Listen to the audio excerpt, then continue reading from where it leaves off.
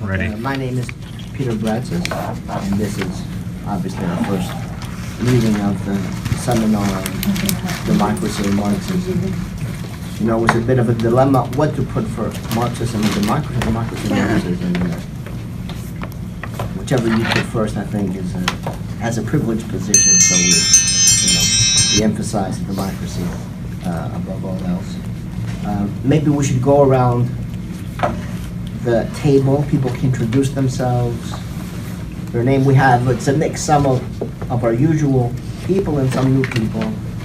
Your name, why you're here, how you learned about the class. So Al, you want to start us off? My name is Alfredo. I'm a retired college instructor. I used to teach French, Spanish, and English as second language. I was, many years ago, a member of the CPUSA. Now I'm just a generic leftist at large. That's it. My name is Richard Leeds. I'm a filmmaker. I met Peter when I was doing a short documentary about the efforts of the New York City Greek community to keep out the Greek neo-Nazi party from establishing a foothold in New York City. And that's how I got to know Michael, and that's kind of how I got here. And he's not a member of Golden Dawn. I am Murli Natarajan. I teach anthropology across the river in New Jersey. I work on issues of caste and race and fighting fascism in India right now, and with some solidarity groups in New York. Hey, my name is Diana. I'm a student from Hunter College. I study philosophy, and right now I'm studying a lot of feminism, race, and now we're doing epistemology of epistemology of feminism. So, and I'm here because I know Arthur Tinian and Peter Bratsis from CUNY. I'm Phil Jocelyn. I'm a retired IT guy.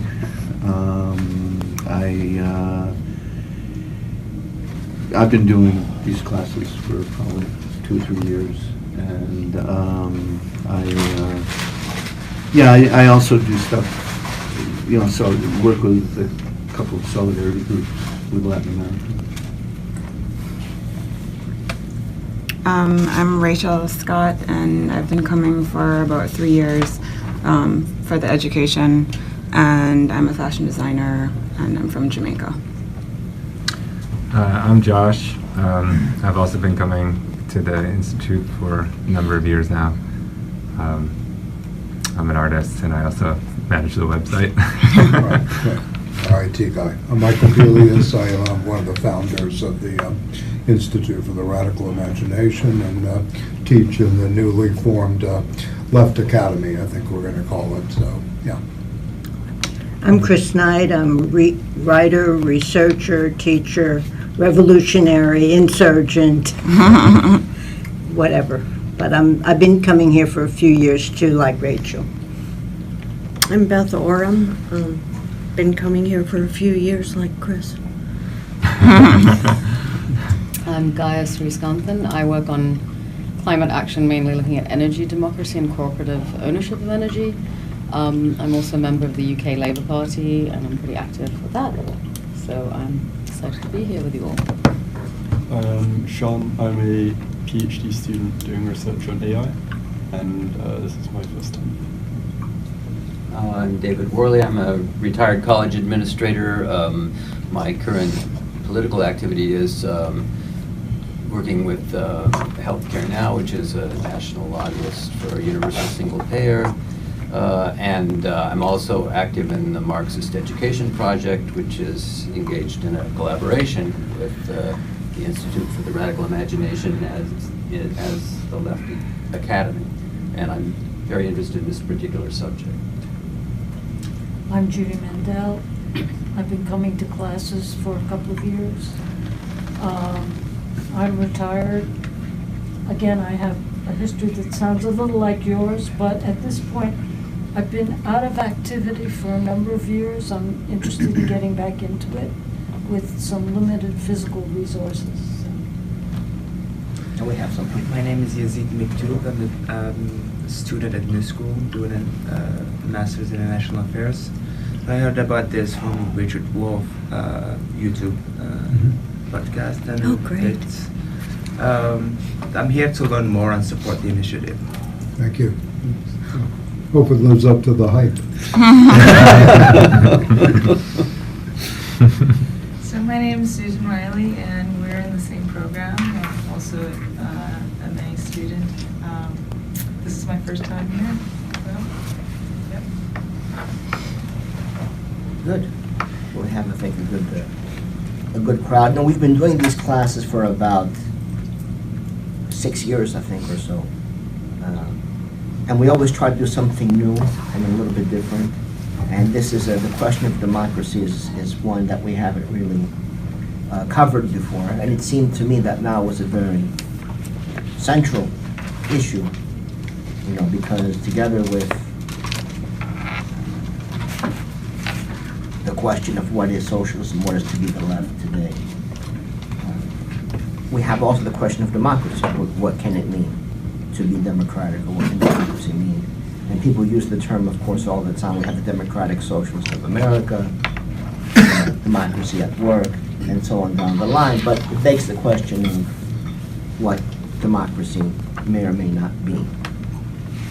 And certainly we have, of course, opening is always central in the news. We have happened on the Supreme Court a fiasco over the last few years. And a really central dilemma of how undemocratic and anti-democratic American society and American government is when you have an institution that, in effect, represents the will of George Washington and John Jay and Alexander Hamilton in the present. And their question is, well, would George Washington approve? If not, you know, you can't do it. So it is a fundamentally anti-democratic spirit and time in which we live. And I think it is necessary and important to go back to some of the core ideas and see how Marxism has dealt with and incorporated the principles of democracy in its thinking. And of course, for us then to see what might be the best way to think about it today, or how to keep alive a democratic ethic in the contemporary political world. And the idea is to begin with the classics, in a sense, with Aristotle on politics and democracy.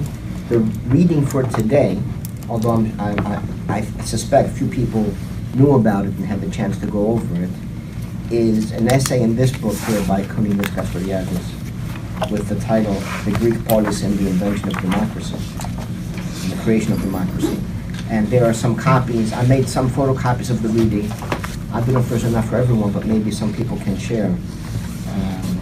And we can begin to discuss some of the ideas here today. But the idea is to use the Castoriadis as a kind of template through which then we can it will help us approach and understand Aristotle going forward. Because to read something like Aristotle, or Marx on democracy for that matter, and we can discuss maybe some things that we might want to read. My idea was that we would do for Marx, at a minimum, the Jewish question, and potentially maybe some parts of the 18th Brumaire and or the critique of the Gotha program on this question of democracy. So go from Aristotle to Marx, then to the subsequent Marxist discussions, and people like, of course, Rosa Luxemburg and Anton Pannekoek on the question of council communism and the democratic debate within that moment of Marxism, and then to Antonio Gramsci, and finally to people like Nikos Poulantzas and Ralph Miliband on the question of democratic socialism and what a democratic transition to socialism might entail. Poulantzas has a bit on that, and Ralph Miliband. We have here someone from the Labor Party.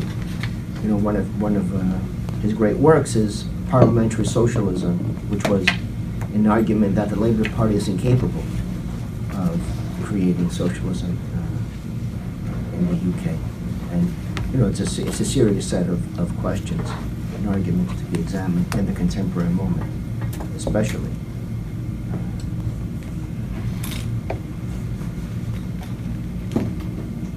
Any comments, questions? Sounds great. I have a kind of thought. Yeah. You know that Badiou, in his rereading of the Republic, Alain Badiou, the Yes. French philosopher, has talked about 5 systems of government, and that democracy is the transition to communism. Yes. You know, in a sense. So I guess we're kind of trying to get from that level of the 3rd step to democracy before we go to the 5th, To communism. to the 5th step, right? I mean, Well, it's a he's very articulated. generous translation of Plato. Yes, it is. Yes. No, I'm aware of it. I know it's a very generous translation. No, I know, I know. But he sees democracy as a transition, though. Badiou does, not Plato. Yeah. Yes. Yeah. But I mean, Yeah. I think beginning with Castoriadis is important because the question is not only what democracy might look like, Right. but is also the democratic way of thinking about politics. Because first and foremost, I mean, he begins with a defense in a way. This is a talk, this chapter was a talk that he gave at the New School. He was invited to give the annual Hannah Arendt lecture. So this is from 1980 something, 1982 or 3 or so. 1982. So he begins with a little bit of a dialogue with Hannah Arendt and some of the arguments there. But first of all, he wants to defend the importance of studying this tradition. He argues against, on the one hand, he says, well, we can take it as it's a given that no culture is in itself superior to any other. That's a foregone conclusion. You know, that's a given. However, that's not the same as saying you can think any question or any idea equally in each culture. And one element he wants to emphasize as being necessary to the possibility of democracy is that you understand that you don't have all the answers, or that your culture may be inferior to some other, or there are some good ideas that you can take from the other culture, you can borrow from the other cultures. Certainly I think from what Castoriadis right here, and we had a panel, I think it was 2 years ago, on Hawaiian pizza, right, and cultural appropriation. And our position then was there's no such thing as a cultural, you know, all culture is appropriated in a way. It's not, there's no purity when it comes to these kinds of things. That's a given in itself, but to understand that, he says, is not a given. To understand that your culture is inherently impure, that always, maybe you don't know the best way, and you have to, and it's good to see how others live and to borrow some of their ideas, or to use that as a kind of measure, as a kind of, that in itself is an important step. And in that sense, he says, the Western tradition, going back to Aristotle and these people, is not the kind of, it's not a coincidence that it's so central, because it is from that standpoint that one is able to think of the openness and the necessity of the realization that we don't have the answers. And in the search for the answers, we have to also look to how other people try to find out what the best way to live might be. And maybe they have some ideas we haven't thought of before, or ways of living that once we study it, we see, well, that's a pretty good idea. Maybe we can incorporate some of these principles into our society. So it's a question of what democracy might be as a way of living, but also as a way of thinking. And on the one hand, realizing that we don't have the answers. And then he goes back to even the philosophical tradition and says, well, Descartes really was a deviation from the norm, because people like Hegel and Aristotle and Plato understood that there is no objective foundation in itself. We don't know. There's always a level of belief that you have to have, meaning that there is no point of certainty from which we can evaluate and say this is the better, this is the worse. And in that sense, it's, as Aristotle writes in the Politics, if we knew the answers, we wouldn't need politics. But we don't know, and it's impossible to know, because we can't be sure ever what the good way of living or the best way of living might be. It's an open question, and it changes also in terms of what we value, what we don't value, or the historical moment in conjuncture and all the rest. So, first and foremost, I think the first principle of democracy is that we recognize, number one, that we don't have, the answers are not given. There's no science from which we can deduce the answers. And there is no objective standpoint from which politics can be deduced. So he doesn't write about, in this chapter at least, or this essay, people like Rawls and the rest, but certainly he would have no appetite, no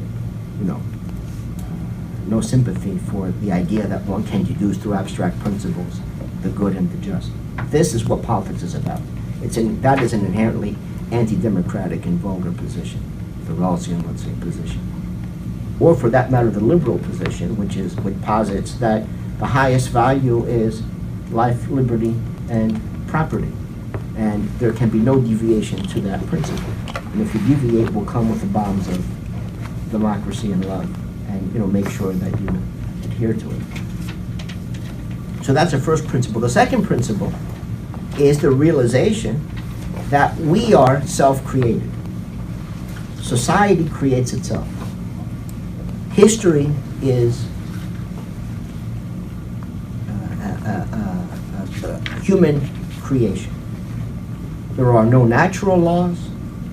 There is no mechanism from which we can deduce and predict what happens in a society. All societies are self-created.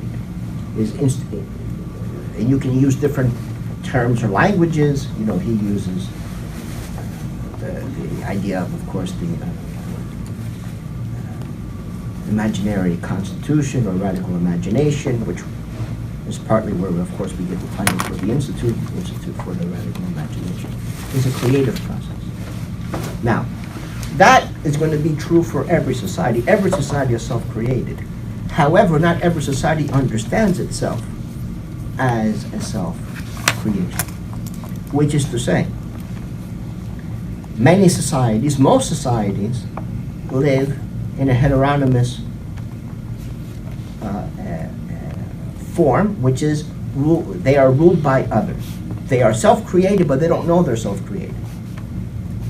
And thus, they subject themselves to rule by the other. And this is not only true of, because as I mentioned before, the Supreme Court, the notion is, of course, today that the law is fixed. The law is not up to us. The law is handed down by George Washington, just like Moses with the 15 commandments, right? And it's a given. It's written in stone in that sense, or written in the Constitution, cannot be changed, cannot be fixed. So we create this world, we create the history, but we don't know it. We do so under the orders of following the dictates of the other. So we have, in that sense, heteronomy as opposed to autonomy, which is that we create the world, and we know we create the world, and we create according to our own will, our own thinking, our own activities. Maybe we can is on page 84, although the photocopies is one to maybe the third or fourth page. It begins, history is creation.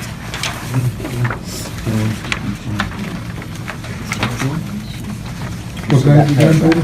History is creation. The printouts are without the second page. The printouts are without the.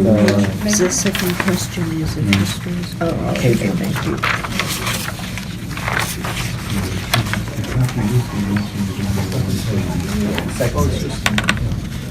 History, he says here, is creation. The creation of total forms of human life.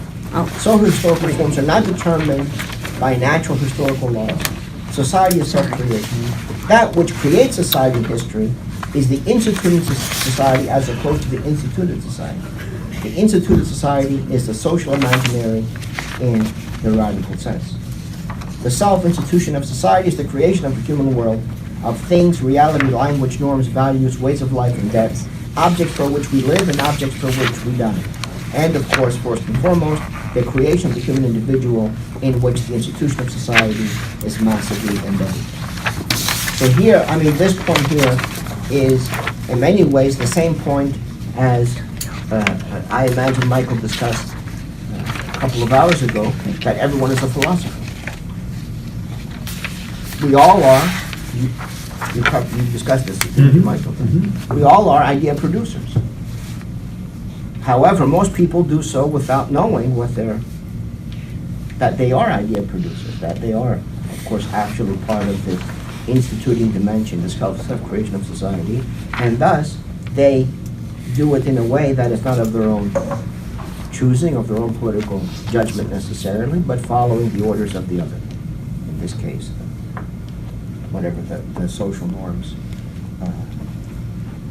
may be. And here we have, later on, it's 2 pages later, there's a paragraph that begins with, the second question is. Two pages later. What's the next page? I think it's the next page. The second question is, if history is creation, how can we judge and choose? Is it to be stressed? And it's to be stressed that this question would not arise if history were simply and strictly a causal continuation, or if it did contain its physis and telos. It is precisely because history is creation that the question of judging and choosing emerges as a radical, non-trivial question. The radicality of the question stems from the fact that, despite a widespread naive illusion, there is not and cannot be a rigorous and ultimate foundation for anything. Not of knowledge itself, not even of mathematics. One should remember that this foundational illusion has never been shared by the great philosophers, nor by Plato, not by Aristotle, not by Kant, not by Hegel. The first outstanding philosopher who was under the delusion of foundation was Descartes. And this is in one of the respects in which his influence has been catastrophic. Since Plato, it has been known that every demonstration presupposes something which is not demonstratable. Here I want to stress one other aspect of the question. The judgments and choices we make belong to the history of the society in which we live and depend upon it. I do not mean that they depend upon particular social historical contents, though this is also true. I mean that the sheer fact of judging and choosing in a non-trivial sense presupposes not only that we belong to that particular history, to that particular tradition where judging and choosing first become effectively possible, but that we have already, before any judgment and choice of contents, judged affirmatively and chosen this history and this tradition in this respect. For this activity of judging and choosing, and the very idea of it, is a Greco-Western activity and idea. It has been created within this world and nowhere else. The idea would not and could not occur to a Hindu, to a classical Hebrew, to a true Christian, or to a Muslim. Classical Hebrews have nothing to choose. They have been given the truth and the law once and for all by God. And if they start judging and choosing about that, they would no longer be Hebrew. Likewise, true Christians have nothing to judge or choose. They have to believe and to love. For it is written, "Judge not, that ye be not judged." Conversely, Greco-Westerners, in parentheses Europeans, who produce rational arguments for rejecting the European tradition, confirm eco ipso this tradition and that they belong to it. So here maybe our friend, when you hear Slavoj Žižek would say, you see, this is Castoriadis is an imperialist from the West by saying the only proper subjectivity from which we can understand is the nice, good European. Well, it certainly subject goes position. back to Derridian deconstruction. All Yes. movement is against the Yes. Greco, Right. the tradition. He's I mean, responding to that, yeah, obviously, yeah. given that he's I mean, saying this at the new yeah. school. I mean, I have a question. I mean, going back to this whole Cartesian model that seems to be a straw man here, or what he's attacking, in a sense. I mean, it seems to me that the question, that's a more radical question for democracy, is how do you have democracy in a technologically deterministic universe, which is basically Cartesian to the core, without the Cartesian break from Aristotelian physics, Galilean physics, etc., these new continents, as Althusser says, that were opened up. How can you really think through democracy through something back, in the ancient tradition? I mean, I'm pro-ancient. I'm not trying to, say that this No, is bad. I think the But position is going to be- the question really is, how can we authentically, or maybe better put, somewhat with integrity, think through the question of democracy in the age of digitalization and almost complete technological dominance, which again is based on the Cartesian, on 17th century rationalism, to put it mildly. I think there's going to be, both here, okay. later on in the chapter, Okay. and when we start going through Aristotle. Okay. The position is going to be that democracy is only possible in politics. Okay. It is not possible in the technical Okay. and practical domains. Okay. So if here, for example, we're Rick here today, we could have, and the question, can there be a democracy at work? From the standpoint of the production of commodities, can there be a democratic way, let's say, of producing?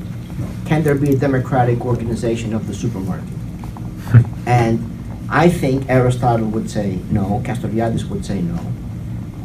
And Descartes However- certainly would say. Huh? Descartes would say no, too. Yes. Yeah. However, the question of democracy is not limited to, it does not exclude what happens in the supermarket, because the question of democracy, in the sense that it is, we make explicit to ourselves that we are self-created. Our society creates us. We are social creations, and we create the society. We're active in that constituent power that institutes the world we live in. The question is, what kind of individuals, what kind of people do you want to produce? Now, when the question of the production of the individual, what kind of people do you want to produce, comes up, that will include, of course, that does not exclude what happens in the so-called workplace, or what happens at home, or what happens in these other areas. There is no divide between the political and non-political the way we think of today in terms of public and private, that say, well, these are political matters, meaning that they have to do with the common good in some sense, but what happens at home or what happens in the workplace, that is in a different domain. There's no limit in that sense to democracy or democratic ethic when it comes to the areas of social life. Or to put it differently, the way to measure what a good way of organizing the factory would not be how you maximize efficiency in some narrow bourgeois sense, how you minimize inputs and maximize outputs. It would be, what kind of person are you producing in that context? And in those jobs at that time, and we'll get to that in a minute, for example, the police. It's important to note that the police in Athens were slaves. It was not allowed to be, you were not allowed to function as a police officer in Athens if you were a citizen. It was only for the slaves. For two reasons. Number one, it would invalidate the notion of equality, that we're all equal. Because now you have some citizens in a position of coercive authority over others, which would negate that principle. So you can only have an inferior, in that sense, in that position. But secondly, and maybe even more importantly, the subjective character of someone that is appropriate for that job is incompatible with the subjective character of someone who is a citizen. Because the police have to be first and foremost servile. They have to be obedient and follow orders without thinking. Citizen cannot be like that. For a citizen, you have to be, as Aristotle's going to tell us next week or the week after when we read it, you have to be capable of leading and being led. You have to be capable of, when it's your turn, obeying, because you can, it's never the idea, the autonomy is never you don't obey. The question is who do you obey and what do you obey? Always you have to, always there's some kind of authority in the society. But do you obey yourself in a sense, or you believe in this process of self-rule, or you're obedient to the other, heteronomy, and the police by definition are in a position of heteronomy. So it is incompatible with, because now, for example, even there's a question, what would a democratic democracy have? Will they have a police or not have a police? Will you have a jail or not have a jail? For example. And there are many debates. I mean, I'm not in the DSA, but friends of mine who are tell me there's a lot of contention over the role. No, do we come out in favor of getting rid of all the police? Do we say, no, we have to have police? And what would that mean? I suggested to them, well, the only way the democratic way would be that there should be we don't have slavery, obviously, in the contemporary world, but there could be like population exchanges. So like New York City could bring from Japan, there could be like an exchange. So the Japanese could come here and function as the police and vice versa. That would be a much more democratic thing. Because then they, Maybe. Yeah. It would be an improvement, I think, it would. Yeah, so actually in Singapore, which is like a multi-racial country where they have like Malays and Chinese and Tamils, they get the like crowd control people are always Nepalese because they're not part of any. That's interesting. Right, so they don't have a. Yeah, so they're not going to be biased in favor against. If it were Chinese policemen beating up Malay citizens or Malaysians in Singapore, that would look bad. Same way if it were Malay police beating up Chinese. So a quick clarificatory question. So in what sense is this democratic? I just want to get that right. So we have in the Greek polis, we have slaves acting as police folks. Yes. So there's this citizen, non-citizen, as well as some status inferiority, superiority thing happening. Yes. And yet we are insisting it's something about democracy. Just to clarify Yes. that.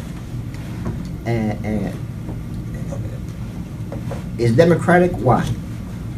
Because For the citizens. for the citizens, it's Yeah, democratic. it's democratic for the citizens. And not for anybody else. yes, and the society more generally, because there is the understanding that we are self-created, so everything is on the table. Everything is on the table. Even the question, let's say, slavery. Should we have non-citizens, or everything is on the table. Now, the question of citizenship will come up because there are certain preconditions. Because the idea is, okay, if in part the goal of our society is to produce people capable of political life, what does that presuppose? And there are certain things that presupposes. Number one is people have to have time.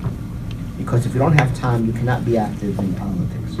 So those people who didn't have time were precluded, not just formally, but also substantively, from being citizens. And one of the debates between Plato and Aristotle is, for example, can women be citizens? Aristotle noted that women cannot be citizens for a couple of reasons. One reason was that they have to work all day. Yeah, they're busy. Plato said, this is an accident of history. This is an accident of history. This is, for example, what the Badiou translation of Plato is important for. Because when Badiou did this translation of Plato, his idea was not to do, of course, a literal translation, was to do a translation that took out all that was in there because of the historical moment it was written.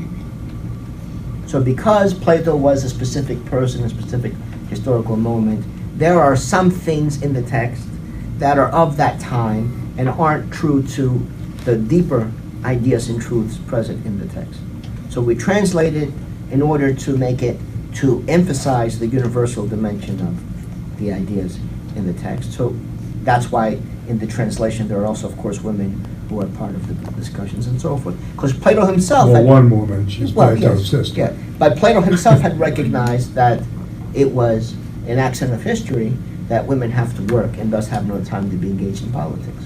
In the future, he says, we can imagine a society where the need to work, or the need of women to work, is not the same as today, and then there is time to be engaged in politics. And in that sense, the question of technology is also, of course, deeply political, because can it liberate people from working so that they can do the more serious activity of talking and thinking and trying to figure out what is the best way to live as a community, as a society, how to create and recreate ourselves for the future. But that's a democratic set of questions. And even if the answers fall short, let's say, of realizing that principle, the questions themselves are inherently democratic, that we realize. We know it's not, right? The law does not come from the mountain. It does not come from nature. We make the laws. We are the lawmakers. We decide how we want to live, how we want to create and recreate the world around us. So that is the point of departure for the possibility of the democratic society, for the possibility of a deeper politics, to recognize that point.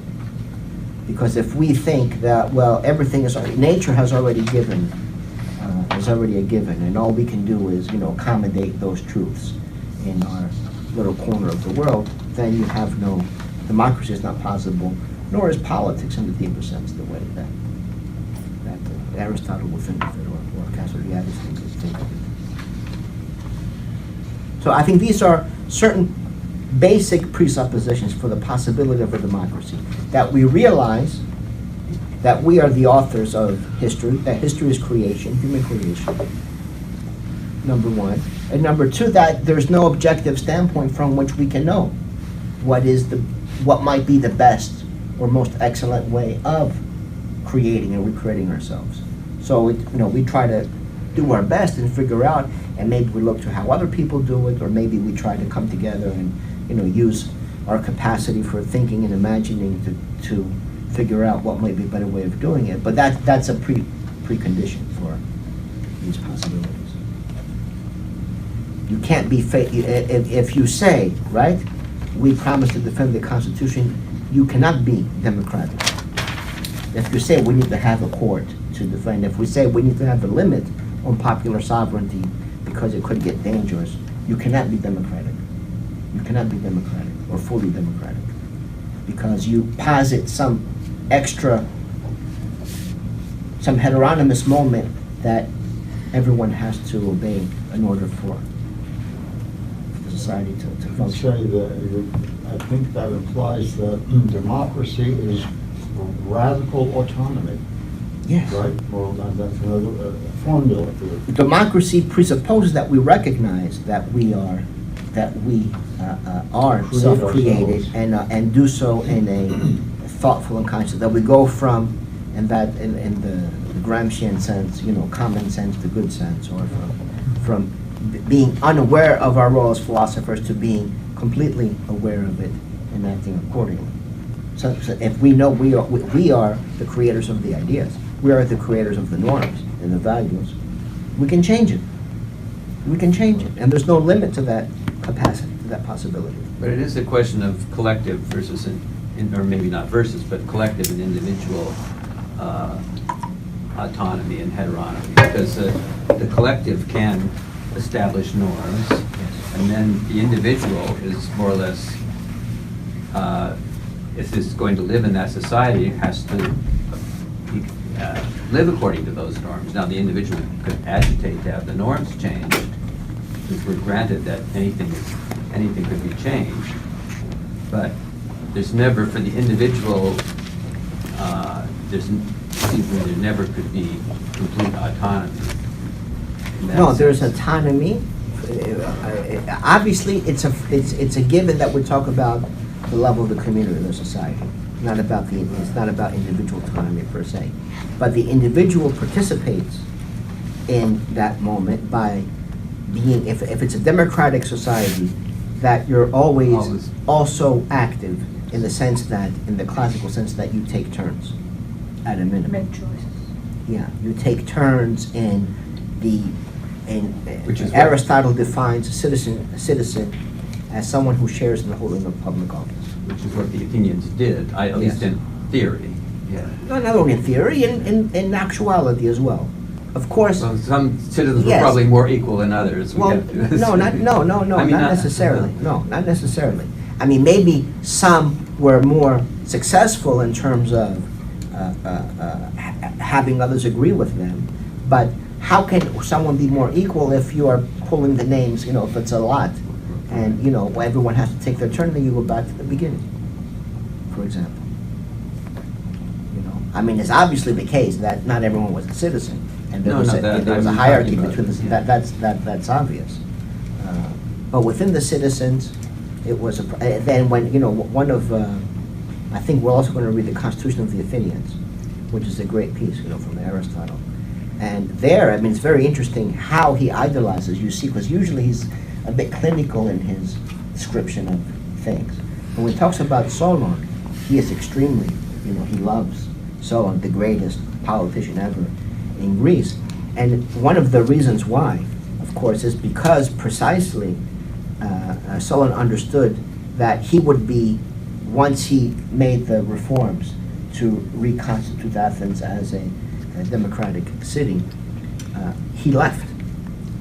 Because part of that meant that you had to redistribute wealth, and a lot of people were not happy with him, for that kind of thing, as you can imagine.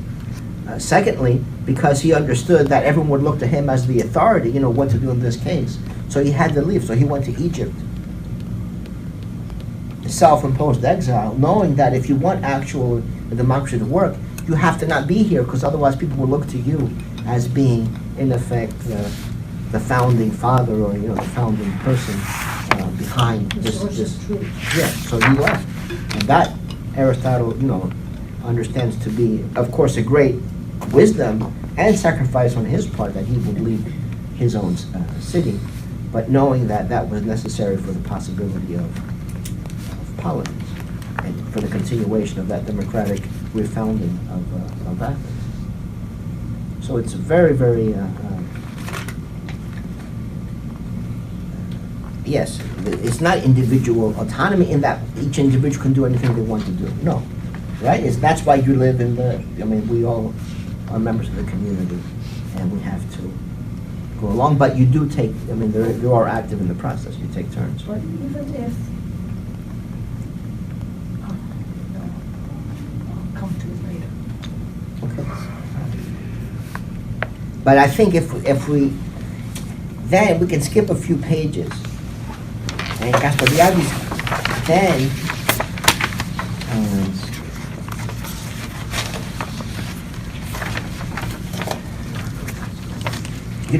when we start reading the Aristotle and the others, it's difficult sometimes to understand well the ideas.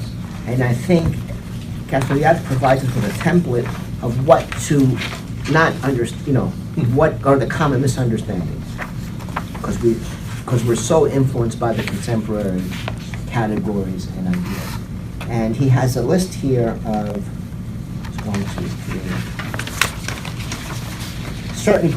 certain key distinctions. People versus representation and all the rest. But maybe we can begin with the paragraph that begins the community of citizens, the demos. It should be about half, a little bit more than halfway in the text. The community of citizens. Versus the state? No, before that. People versus the experts? The people versus representatives, number one, but we go about 3 or 4 paragraphs before. Oh, yeah, it's right above that. Yeah. Right above that. Community of citizens? Yes. Yeah, more than half. You're missing Yeah, number just a little bit 2. more than halfway through the thing. You're missing 2. Handout's missing number 2. It's missing number 2? Yep. Well, that's not good. I'll read it, but anyway. Yeah, it's okay. The community of Missing number citizens- 2. Where's my, Yeah. my copy? You have number Because 2? you print. Yeah. You have number 2? No. He ate it. I'm missing 2. Yeah, we're missing 2. And it ends here for some reason. Okay, well, we'll get to see it. No, The community of they're citizens, the They all demos, miss it. proclaims that it is absolutely sovereign, autonomous, αυτόδικος, autonomous, self-legislating, self-judging, self-governing, and Thucydides' words. It also affirms the political equality, equal sharing of activity and power of all free men. This is the self-position, self-definition of the political body, which contains an element of arbitrariness, and always will, who posits the Grundnorm in Kelson's terminology, the norm ruling the positioning of the norms, is a fact. For the Greeks, this who is the body of adult male free citizens, which means in principle those men born of other citizens, though naturalization is known in practice. Of course, the exclusion of women, foreigners, and slaves from citizenship is a limitation we do not accept. This limitation was never lifted in practice in ancient Greece. At the level of ideas, things were less simple, but I will not discuss this aspect here. But including, so for example, Aristotle, when the question is who is a Greek, he says Greeks are all those who have Greek education. Or if you're not Greek, you're barbaros. Well, that just means you don't speak the language. Exactly. Yeah, but it says Greeks are those who have a Greek education. That's why Greek I education. have, Right. you know, my position is that most people living in Greece should be deported because they are devout Christians and antithetical Right. to Greek, Right. Yes, that's the right. Greek ethics. Anything that you're Judeo-Christian. Deport them to, yes. Get rid of all the Send them modern to Europe Greeks. and then, yes. For some, you know. But of course, Greek education meant basically memorizing Homer, didn't it? I mean, that's... No, but it means you're constituted along those norms of, Right. you know, as we're going to explicate here, which is, of course, very antithetical to the contemporary Greeks who, number one, they think they already have all the answers. You know, their way of living is, of course, the best. By what criteria? The Christian mainly? It's not only Christian, but it's No, also the they're in the relationship to modern the world. They think ancients, already we have all the it's kinda answers, so. nostalgia. You know, the question is, you know, why this crisis happens in Greece? Because they have the best. The best is the best. Real estate in the world, the best food, the best way of living. No, Manhattan is nothing compared to it. No, yeah, of course, you cannot compare. So they do it, the Europeans come out of jealousy to destroy the place because everything there is the best and they cannot. So that's the level of, you know, that's the level of un-Greekishness in that sense that the contemporary residents of Greece, you know, have in their heads. But here, of course, in actuality, it was mainly, you know, who your parents were in Jews. It was not the, Aristotle says, no, it's not by lineage, it is who has the education to be, you know, to function as Greek in that sense. But indulging for a moment in the absurd, comparative merits gain, let us remember that slavery was present in the United States until 1865, and in Brazil until the end of the 19th century. Further, in most democratic, quote-unquote, countries, voting rights were granted to women only after World War II. That's right. And that no country today grants political rights to foreigners.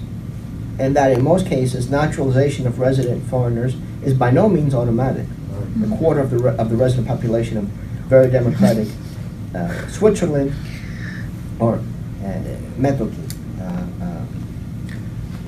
Our immigration policies now that Trump is trying to, making it virtually. Well, it's always bad. It was always bad, of The course. panel of citizenship is worse now, though, isn't it? Or it was always that? Well, it way? was always Clinton passed the most restrictive citizenship law. Really? Yeah. It was always problematic. Yeah. And let's not forget, it wasn't that, I mean, it still happens on occasion, but it wasn't that long ago. It was only in the, it was after the Second World War still, in the late 40s, early 50s, that Americans were routinely deporting citizens. Yeah. Different. Yeah. Ethnicity. Routinely deporting citizens because they didn't know who won the World Series in 1942 or who was the vice president. Thank you. Who was Babe Throw you Ruth? in the van, and then the next thing you know, you're in Tijuana. I still remember when I went to get my driver's license, and I was living in Baltimore. I went to the motor vehicles and had the state troopers there. I gave them. So where's your green card? So I don't have a green card. I had an American passport. Where's your birth certificate? I said, I didn't. Where's your green card? I said, I don't have a green card. How are you here? Are you legally here? I said, I have an American passport. And that doesn't prove anything, right? Doesn't prove anything. I thought, well, if this were 1948, they'd put me in the van and then I'd be in Tijuana, after a long drive.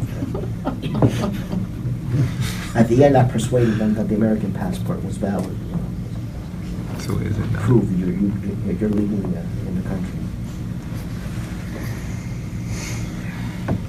Equality of the citizens is, of course, equality in the respect of the law, isonomia, but it is essentially much more than that. It is not the granting of equal passive rights, but active general participation in public affairs.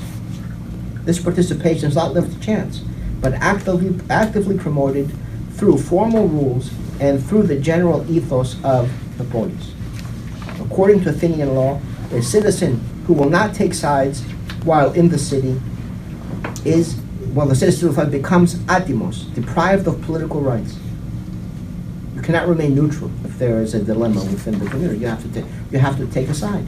You have to be active in trying to work out that problem. If you try to exclude yourself, your political rights, let's say your citizenship privileges, will be taken away.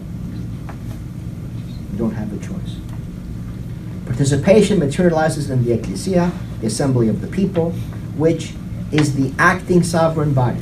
All citizens have the right to speak, their votes carry the same weight, and they are under moral obligation to speak their minds. Participation also materializes in the courts. There are no professional judges. Virtually all courts are juries with their jurors chosen by lot. The ecclesia, assisted by the vuli, the council, legislates and governs. This is direct democracy. Previous aspects deserve further comments, and we'll get to that. But what does this mean? All citizens are equal. Why? Because there is no best when it comes to knowing the good and the bad. They're not equal as only, and it's also true, as a matter of how we want to create ourselves as equals in that sense. But fundamentally we're equal because we're all equally good or equally bad, or equally not the best at knowing what the best way of living might be. If we had some God among us who knew all the answers, then put them in charge and we don't have to deal with politics. But none of us know. We're equally incapable of knowing. So that's why inherently we are equal. The principle of equality here is very different than, for example, the principle of equality in liberal societies or in Thomas Hobbes. If you go back to the liberal tradition, someone like Thomas Hobbes, he says everyone is equal because of how the same we are. We're all more or less the same, he says. Aristotle isn't saying we're all the same in any kind of more general way, only we're the same in that we all don't know the answers. Hobbes says we're all the same in that we have similar appetites. We like the same stuff.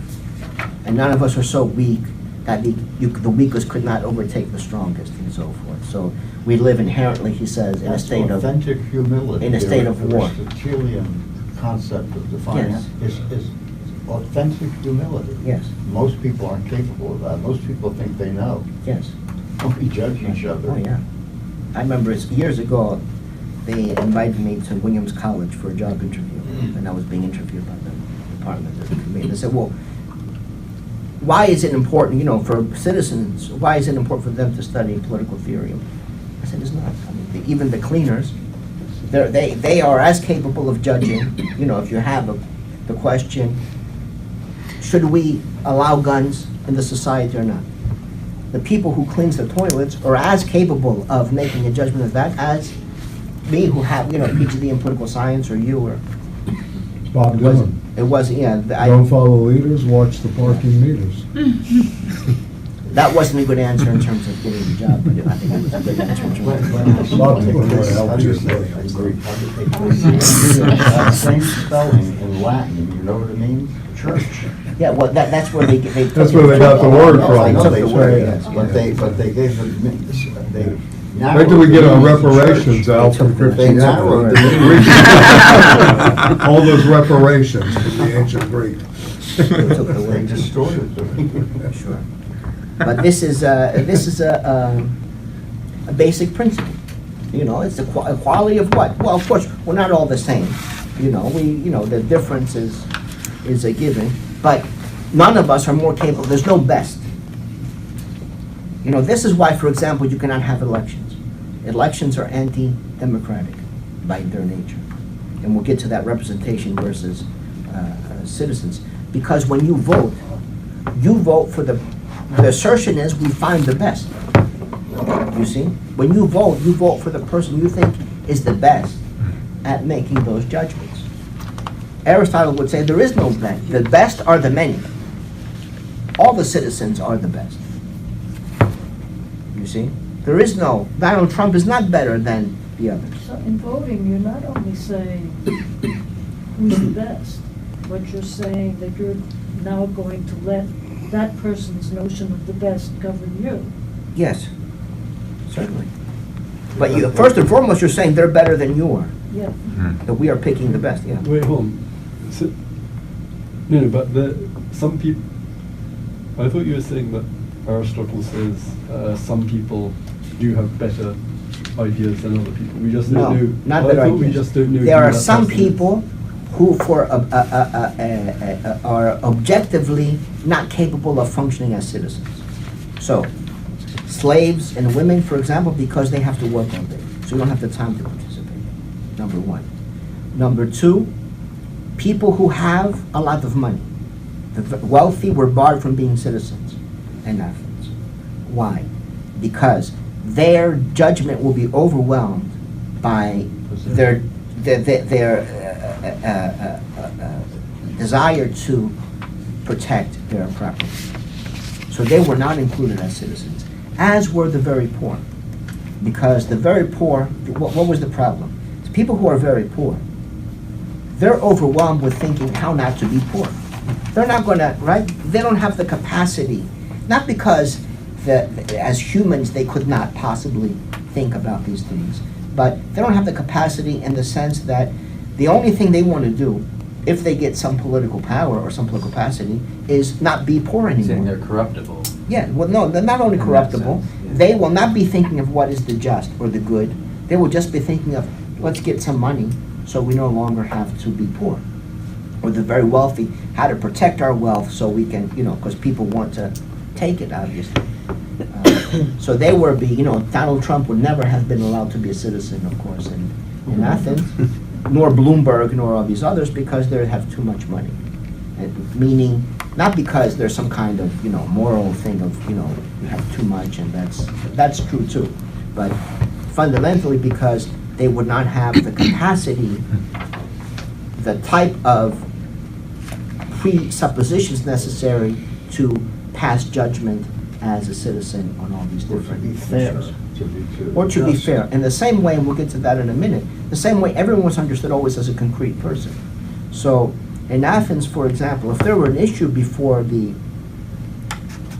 ecclesia, the community, about something, and you had a specific self-interest in that area, in that issue, you were precluded from participating because you were not able to approach it as, let's say, from the standpoint of the good or the bad. You were overwhelmed by interests. The contemporary way of dealing with that is by asserting, for example, that elected officials are not citizens. They are servants of the citizens, and they are abstracted from the world of interests.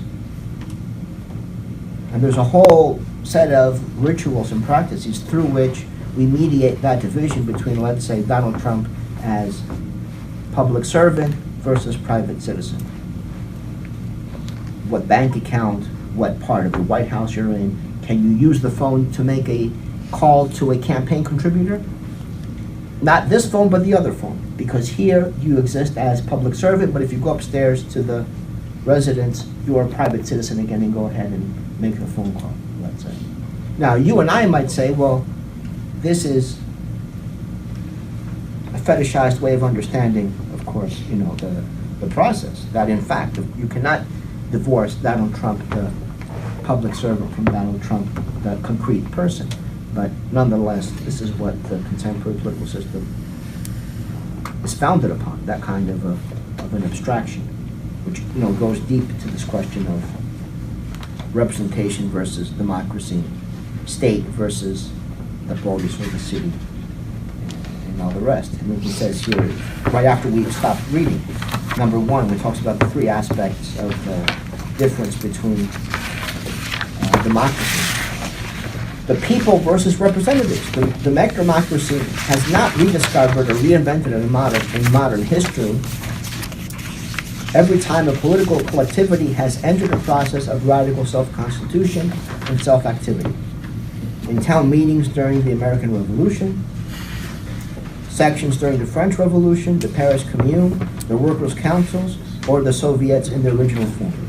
Hannah Arendt has repeatedly stressed the importance of these forms. In all these cases, the sovereign body is the totality of those concerned. Whenever delegation is inevitable, delegates are not just elected, but subject to permanent recall. One should remember that for classical political philosophy, the notion of representation is unknown. For Herodotus as well as Aristotle, democracy is the power of the demos, unmitigated in matters of legislation, and the designation of magistrates by sortition or rotation. Scholars merely repeat today that Aristotle's preferred constitution, what he calls politia, is a mixture of democracy and aristocracy, and forget to add that for Aristotle, the aristocratic element in the politia is the election of the magistrates. For Aristotle clearly and repeatedly defines the elections as aristocratic principle, because Aristos means the best. Aristocracy is governed by the best, and Aristotle said, well, some jobs, because there's a technical dimension to them, you want to pick, there is a best. So they did, for example, elect the generals in Athens, because that was not seen as a political position in the sense it's about the good and the bad. It's about how to win the wars. And because, yeah, you don't want to lose the wars necessarily. We'll pick who we think is the best as someone who is capable of organizing and leading the troops in war. And for that, there is a best, so we can have elections to choose that best. So would J.D. Bernal, the great Marxist scientist, when he advocates for a scientific aristocracy, be following this line? Yes. That it should be ruled by the aristocracy of scientists who know best? You know, that was his proposal, like, that offended a lot of people. But were they elected by the... No. Well, then, it's not the same. Yeah. Anything that is political, They were there's the no best, best. though. Anything that is not According to political, them. there can be a best. Yeah. Or the political, the best is everyone. For the Yes. non-political, the best is not everyone, but Right. some, Right. fewer than the everyone, obviously. Mhm. So here, of course, and when it comes to the technical pursuits, there is a best. Yes. When it comes to political judgment, he says no. Gotcha. He says no, there can be no best. It's hard to, because the point of, I mean, it's obviously it's the polity that's electing these experts, Yes. right? So they're making a judgment as to who's... The magistrates, in Yes, this case. the magistrates The in this magistrates in case. this case. The citizens are making a judgment as to Right. who would be the Who best. among them. Who among them would be the best at doing this particular job, whether Right. it's, I don't know, designing the Parthenon or whatever. Yes. You know, but then, so... Because I lost the train of Aristotle thought. says the best judge of something is the user. Yes, that's is what the you mean. user. Great. So if we want to say who's the best at making the bridge, it's not going to be other engineers. It's going to be the people who use the bridge. They're going to be the best to judge, you know, who might be the best at making a house or making a bridge or making a statue, maybe, or vice versa. That doesn't mean it's necessarily everybody, but in terms of the city, everyone living in the city can judge who might be the best magistrate, let's say, or the best general.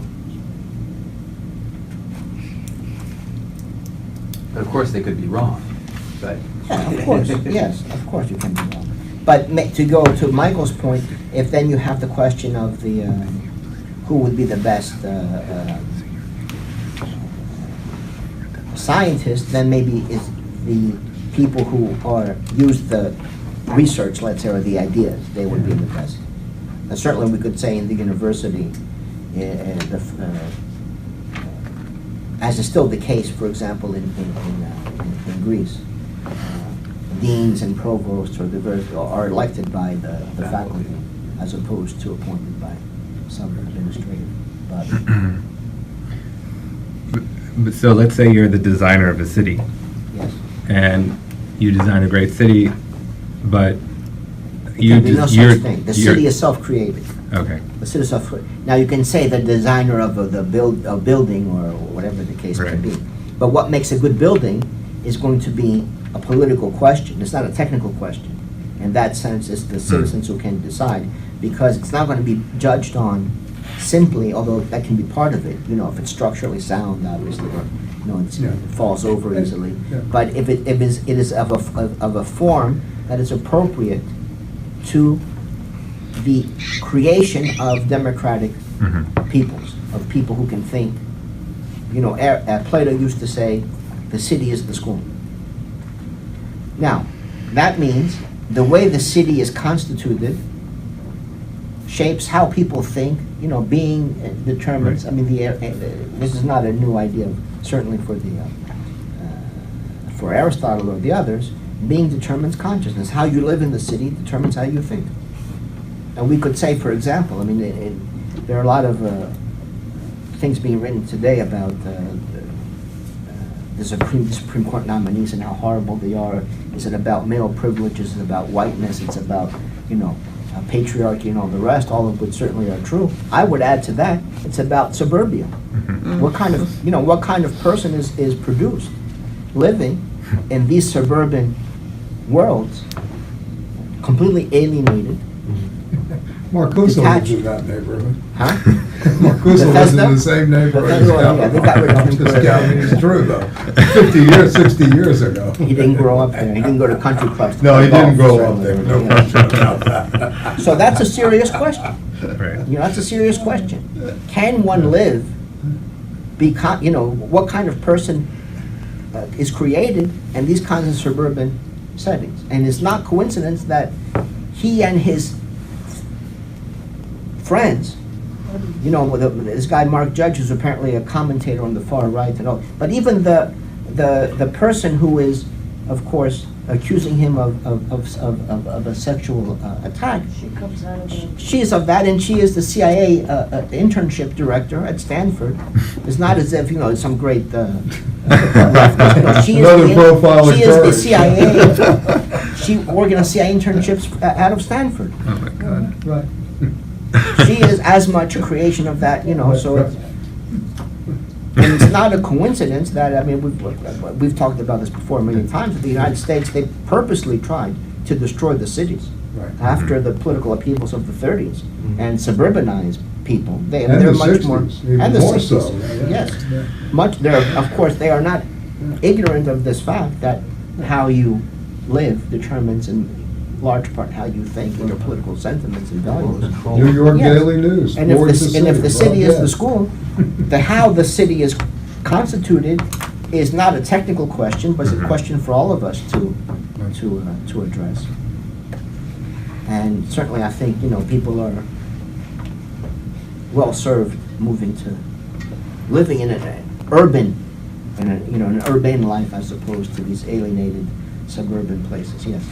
Isn't the concept of the best or the most appropriate anti-democratic I mean, if the demos elects Trump, then he is the best in a democracy. Because Well, it's not a democracy if we think one person is the best. I'm not saying we are, but I'm saying if it, hypothetically, a democracy, It would not be a democracy. what? In a democracy, everyone is the best. Yes, Or that's the what I'm many, at saying. least, the many are the best. There's no representatives. If the few are the best, then it's a aristocracy. If the one is the best, then it's then it's kingship. It's what? Kingship, monarchy, kingship. Kingship. Okay. That's what distinguishes, let's say, the various forms of government. If you have a polyarchy, or an oligarchy, or an aristocracy, or you know, the question is, who is the best? Is the few, the one, or the many? You also have a problem with the idea of law in a democracy, because as a citizen in a democracy, I'm limited by law that was made by my No, father's generation. You're not. Not in a democracy. Today we are. Today we're limited No, by I'm talking George about Washington. hypothetically. No, not hypothetically. If it's a democracy, you change every law. And first of all, law, as we'll find out, is not understood in the contemporary sense of a command-obey relationship. Our understanding of law today is fundamentally influenced by not what Castoriadis calls here the Greco-Western tradition, but the Judeo-Christian tradition, which sees law as commandment. You know, that you have to obey. Ten Commandments. Yeah. The law, in the sense of what Athenian democracy understood it, or how Castoriadis is going to understand it, a constitution or law is the way through which you create the collective. It is like a recipe, in a sense, right? What are the habits? What are the procedures and the techniques through which the Athenians create themselves as Athenians? So as he'll note here, when we read the piece, we'll see it is a great mistranslation that occurs, that people translate Aristotle's work as the Constitution of Athens. We are reading into it modern ideas. If you translate it properly, it's the Constitution of the Athenians, how the Athenians create themselves. You see the difference? Well, yes. So you're but- not obliged. Why Negri That and sense, there's no Hardy law use that the obliges you to do X, Y, or Z. Yeah. It is a process of self-creation. And also why Negri and Hart use the constituting Yes. as well, in their own, in the contemporary world. Of course. But well, maybe spoken from the point of view of an anarchist, the law would be a limitation, even if it was just procedure. You're speaking for yourself? Partly. It's a limitation only on the level of the individual. That you and I cannot do just anything we want to. Yes, that's always true. And that doesn't change. But the difference is, what those limitations a product of, in this case, let's say, obeying George Washington's wishes? It's really, I still have a hard time understanding how there aren't any challenges to these notions in this society. Nobody, it's impossible for someone to say these institutions are fundamentally reactionary and anti-democratic and maybe we should change them. Anyone who says we should get rid of the Constitution. There are. There's, I'm not saying it's going anywhere, but I just read something, someone was pushing a petition to abolish the Electoral College, for example. Of course. Yes. Well, that's one thing. That's one thing. And there is movement for a constitutional convention, National Constitutional Convention. Yes. To rewrite the Constitution. Proportional representation. We have two parties, both in the. So my only point was it's not that no one ever brings this up. I agree that who from Bernie Sanders on up or down or whatever, who comes out and says we are not here to serve the Constitution, where the Constitution is a flawed, inherently anti-democratic document, and we are here for. We want to decide how we want to live. We don't have to follow the Constitution. I think it's impossible to say. It's impossible to say today in American politics. Well, we can't have a democracy if we have a Senate. I mean, that's a totally anti-democratic institution. We could do away with it. It was an appointed position to begin with, on the state legislature. Yes, yes. The wealthy, prosperous people sent two Yes. to begin with. But again, it's this notion of the best. Because the idea is that there is a best. So, for example, even in the House of Representatives, you know, if you read the Constitution, there's a minimum number of residents from which one person can be sent to the House of Representatives. I believe it's 30,000 people, Right. which is a big number for 1787.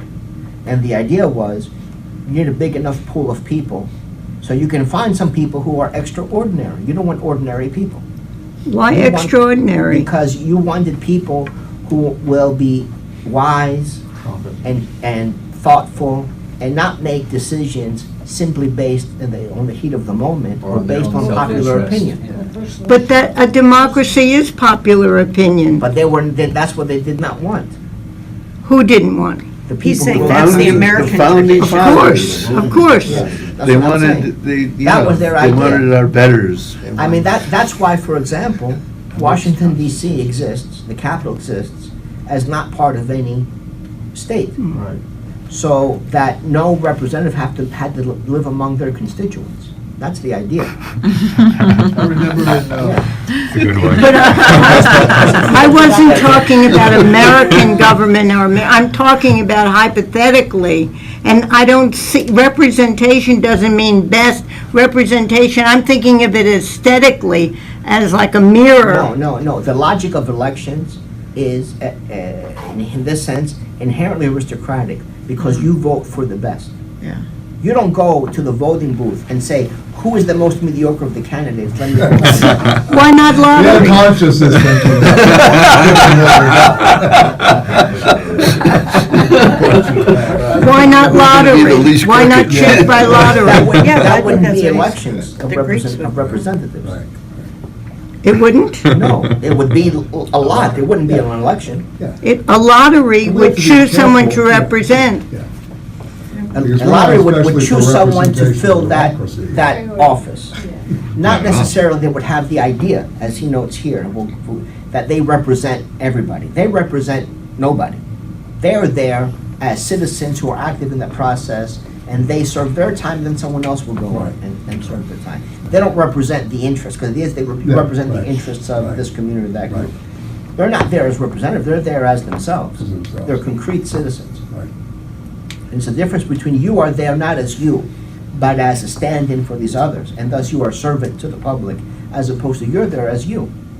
And in those situations where your concrete social position is in conflict with the function, then you're excluded.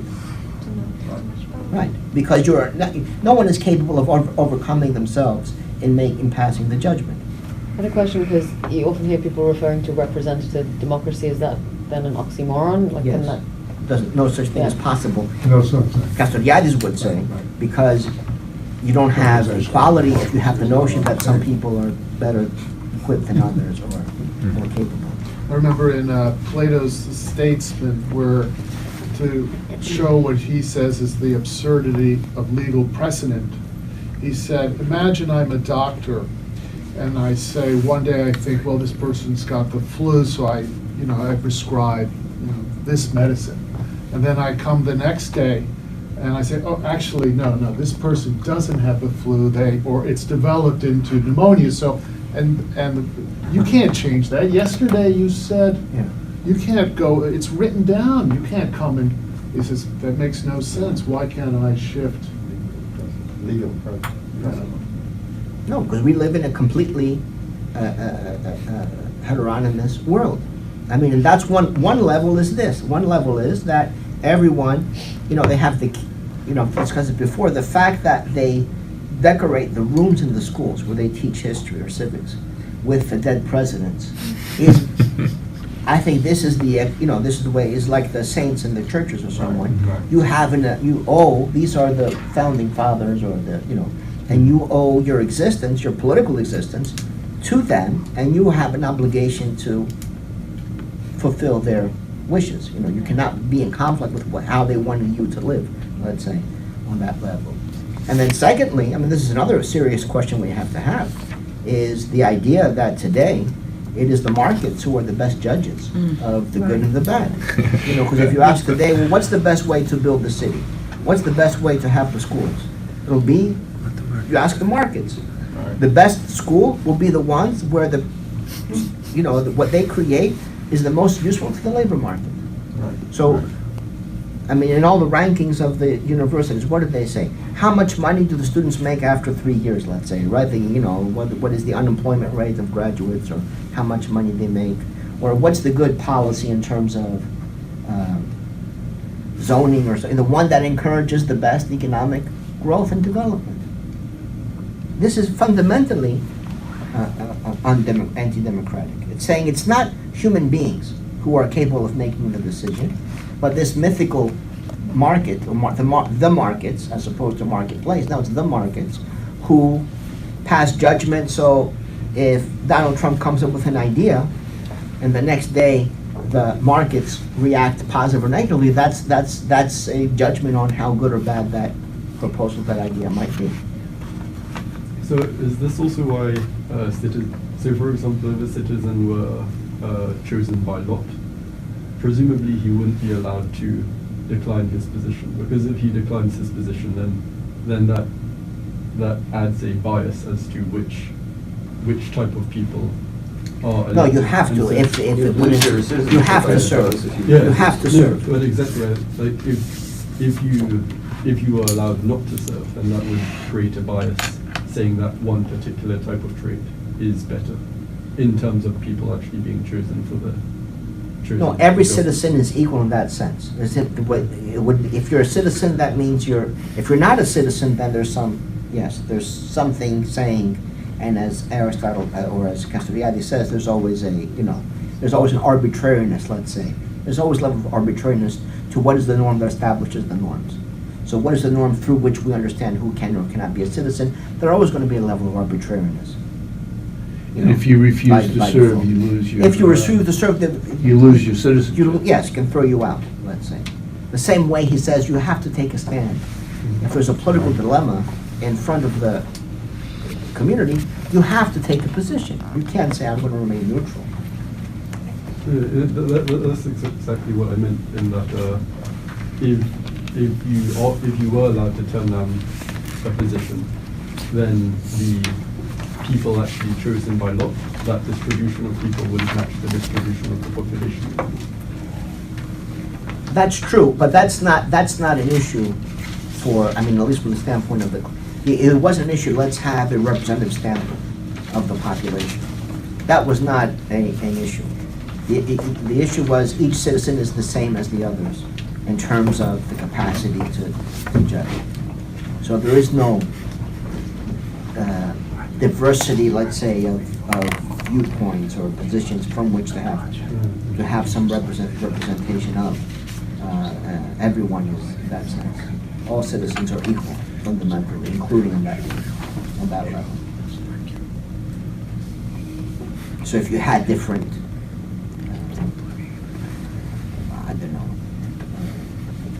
parts of the city and so forth, it wouldn't be that, okay, we have to have representation from the various parts of the city. Everyone would be the same. Although you did have, of course, as when we read the Constitution of the Athenians, those tribes, the tribes, called and had but the brilliance of Solon was to break them up and to reconstitute them in a way that made them much more, of course, equal in terms of wealth and language and otherwise.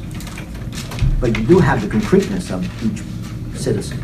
So one of the examples that I'll give here is that, if you're discussing a law or an issue and you have an interest, you're precluded from that discussion, which would be, he says, imagine we have today a discussion of agricultural policy, and we say, okay, the senators from Kansas and Iowa, you cannot do it because you have the self-interest, because your people are farmers, or you have, that's unthinkable. It's exactly the opposite. It's exactly the opposite. Because the interests are antithetical to the whole question of the good and the bad. The pursuit of self-interests is I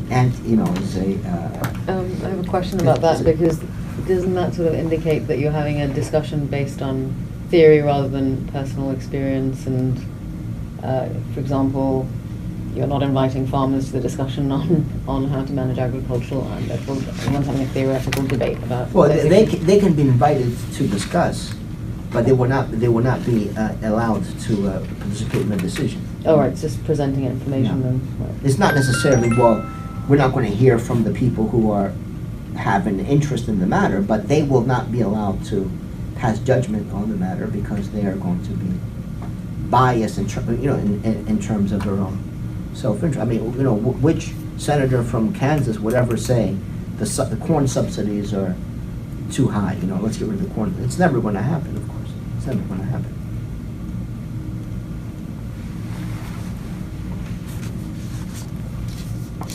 Unless you decide that farming is not a political decision, and then you can have the same thing as in general, right, where you pick somebody. Well, if the question is what is the best way to grow corn, that's a different matter.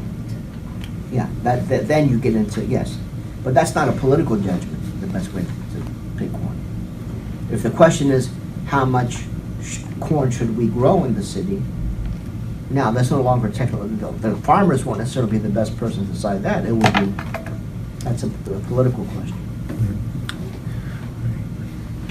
It's becomes a separate issue. And there, if you're a farmer, if you're a corn farmer, of course you're going to be excluded from that decision because you have a very direct You want to grow as much as you can. self-interest that conflicts with the city coming up with a judgment of what might be the best way, let's say, to deal with this issue.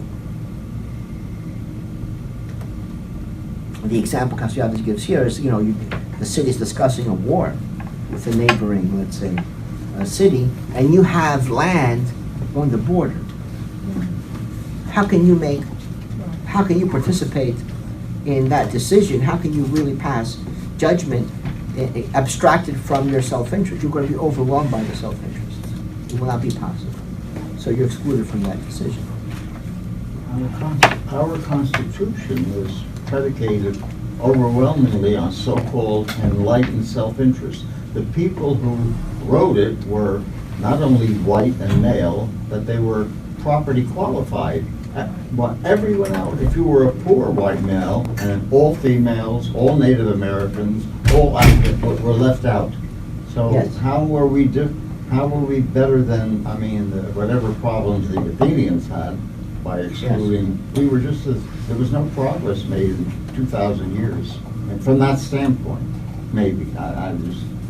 We should ask Stanley about, the progress, and maybe they went backwards, of course. We regress. Yes. We regress. Yes. No, there's no question that the contemporary Read world Adorno. is much more heteronomous, let's say, It's if we contrast it to minimally these older traditions. Much more heteronomous. Not only in terms of representation and law and expertise and so forth, but as we said before, even this notion that the markets are the best, it's completely irrational from the standpoint of humans understanding themselves as the creator of this world. Now it's it's the markets who will pass judgment. We're not able to make those decisions. And if the GDP goes up or down, or unemployment goes up or down, that's the measure of what was the good policy. Well, how do you decide what's political or not? So like the case of the general, that seems like a very political one because it's war. Right. And I guess in our societies today, normally, you have the Fed being an independent body that is apolitical. But obviously economic policy is a political decision. So how do you decide one thing? When we read Aristotle, he's going to define politics as the search for the good life, right? Or what politics is in that sense. It's going to be trying to figure out what's the best way of living together. What for us is the best way to live together. And how maybe we can improve that. Now that includes potentially everything. So if the question is about the good and the bad, is this a good way to live or a bad way to live? A good way to work, to organize agriculture and, meet our demands are not a good way and so forth. Those are all questions that are open to politics, including what kind of people do we want to produce in this world? Because now that's not a question, right? That's it. It's presumed that nature creates us all in a particular way. We're all utility maximizers. All human beings by nature are utility maximizers. Or, we have Rick Wolf informed us yesterday that they invited him to debate with who's the Canadian right-wing psychologist? Peterson? Yes, Jordan Peterson. Oh, God. So the people like Peterson are fundamentally heteronomous and undemocratic, because they say what's in our DNA or it's in our nature that we live in the way. In the same way the lobster lives, that's how we are. We're inherently hierarchical. This is a great, this is the opposite of the ideas we're discussing today. Thomas We Hobbes. have no choice. That's how nature made us. If you try to go against nature, something horrible will happen. Social Darwinism. Yeah, Thomas Hobbes, it was like, without the sovereign, you have the war of all against all. You know? Yes. But Hobbes is, much more a nuanced thinker and more clever than people like Jordan Peterson. Oh, yeah.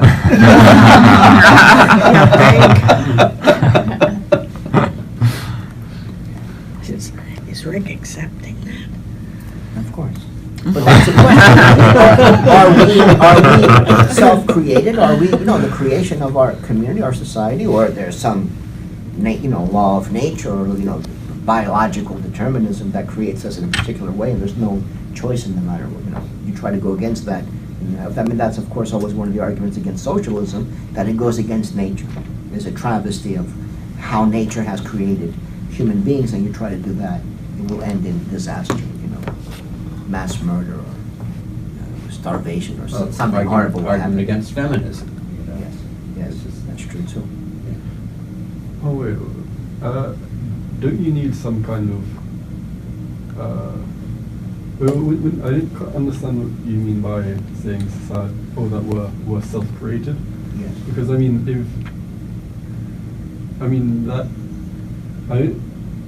how can you place? If you take that as an assumption, doesn't that would mean you could create yourself? If you can just create yourselves any which way. Not we as individuals create ourselves, but the society creates itself. Yeah, but that's the thing. If it can be created any which way, then it doesn't really, and you're not assuming any kind of inherent human nature, then it doesn't matter which way you create it. You could have everybody being, it doesn't matter if people all suffer. You could create a society of extreme inequality. It's true. You create a society of equality or a society. Everything is potential. Yeah. Which is why you need to assume that there is some inherent nature. Because if you don't assume there's any kind of inherent human nature, then you have no direction as to which way you should go. You have Which case history. that highly unequal society is just as good as a highly equal society, if there's no human nature. Yes. No, But, that's explicit here. That Okay. we cannot be, for example, Carl Schmitt, as horrible as he is, in many ways, and, people have. Carl Schmitt says, one of the, something like the discourse on human rights and just wars is an attempt to eliminate politics, because it's saying our way of living is the only way possible. Yeah. You see what I mean? Now, on this, Aristotle and Castoriadis would agree with him, because they're saying none of us know what the best way to live is. We have our version, and we're trying to always improve and come up with what we think the best way of living is. Someone else potentially could have a very different understanding, and there's no objective standpoint from which to judge that is the worst way and we are the better way. We think maybe we have the better way, and we'll study the others. Maybe they have some good ideas, we can borrow them, but they might think they have the better way, and there's no God, or in that sense also nature, to appeal to say, well, we are the best and they are not as good as us, so let's go and bomb them.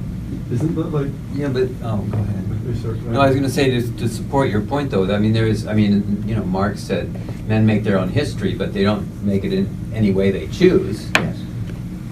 There's the past weighs on us. Well, I'm not suggesting some kind of hyper-volunteerism where at any moment in time you can do anything you want to Exactly, do. that's- What I'm saying is, all societies are self-created Yeah, as a matter of, by the choices as a that matter they've of made principle. over.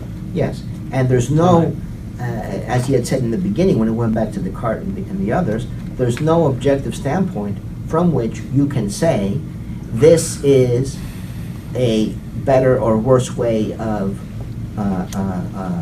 creating a community.